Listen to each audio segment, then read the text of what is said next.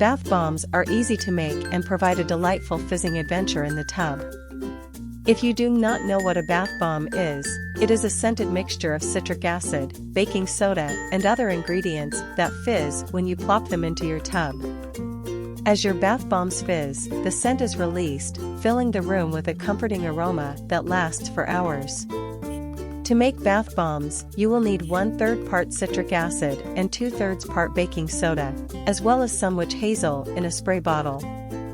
First, mix together the baking soda and citric acid so that they are blended well.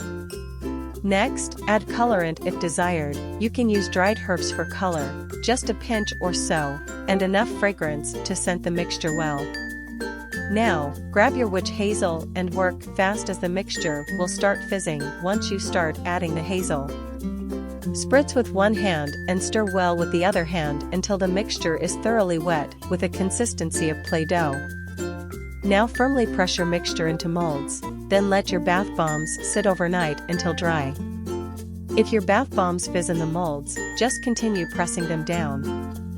This just means that you used too much witch hazel, resulting in a mixture that was too wet. Over time you will know what consistency is best for the humidity in your area. Until then, practice makes perfect. Your bath bombs can be used for yourself, as gifts to family and friends, or sold to make some spare cash. A nice way to package your bath bombs for gift giving would be to wrap them in cellophane and place a few in a large coffee cup, along with a sealed bag of hot cocoa, tea or coffee and a small candle.